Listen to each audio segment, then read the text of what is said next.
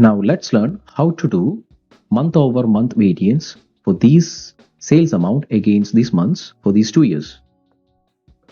So first, let's create a measure, and we can call this measure as month over month variance. All right. So starting again with calculate sum of,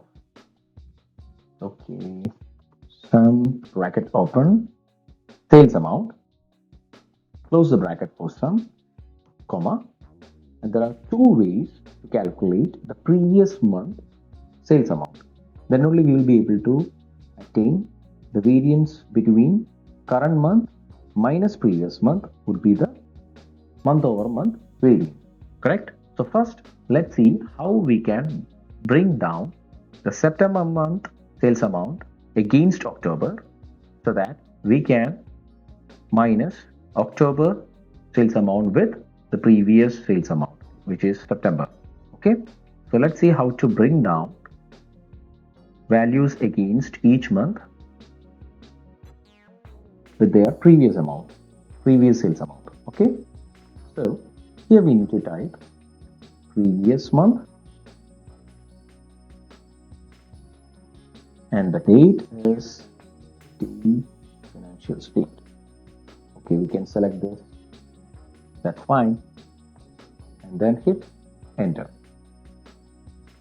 Now let's select the visual and drag this newly created measure, which is month over month variance. So let me scroll down and bring this here. Now you can see I have prior month sales amount against respective months displayed here. So I have October 44,84,000, November 92, and December 53. Carry forward here. Now that's good. But we have not yet done, because we need to minus current month with the previous month. For that, let's variabilize. So I will hit shift enter. I'll create a variable for this called as prior month. So PM is equal to previous month, and then another variable for current month. Current month is nothing but sum of sales amount, right? That's current month. Now in return, I would simply minus current month minus prior month. So I would get the difference between current month and the prior month. So now here you can see for the September I have the same amount, that's fine, and for October 92 and whatever it is minus 44, right? So you can say that 48, that's absolutely right. And here 72 minus 92, which is minus 20 lakhs. This is absolutely correct. Now if I want to change this into percentage month over month variance, I can simply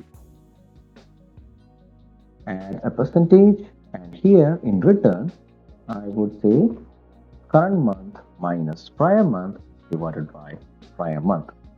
Commit the changes and convert this measure into percentage, and automatically to decimal scheme. Now you can see I have percentage displayed over here. Now you have infinity here because in the first month we don't have a prior month, that's why we are getting infinity. So for that, what we will do, we will wrap this into if error function. So I will wrap current month minus prior month this into one single bracket and comma. Oh, I think I must wrap one more bracket so that everything comes into. Okay. Yep, this is right. So I am wrapping the second bracket with this. So this is coming under one single bracket, and inside that I have CM minus PM wrapped with that bracket divided by PM, and here after comma I would say 0, and I will close the further bracket, commit the changes. Now let's see. So we have 0 in place of infinite, and then this is looking good. And if you want to format just based on, if you want to display negative in red and positive percentages are in green, you can create a simple new measure. We can say that this can be a background color. All right, and you would say if your percentage month over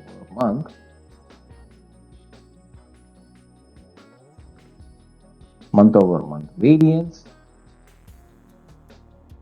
is less than 0, then red, otherwise you can say it's green.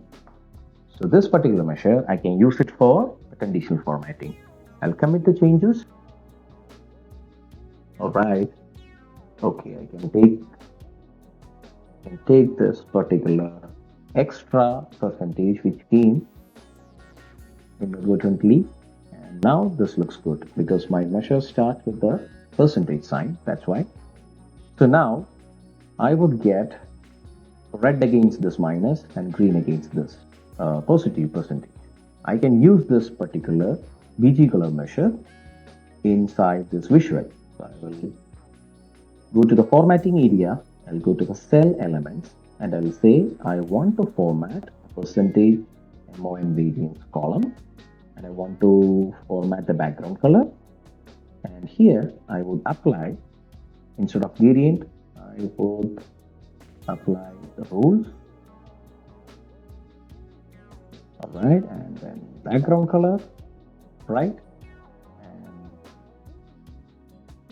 I would say if the background color is, or maybe I can play the field value, and automatically the BG color will be automatically selected, and then I can apply these two values and totals. That's fine. Click OK, and you would see I have now applied conditional formatting against percentage of month over month variance. Okay, and let's apply this to the font. I will just clear this. I'll apply to the font. I'll select field value, and I would say background color, and click OK. So here I have not applied to the totals. Maybe you can apply values and totals. Click OK. Fine.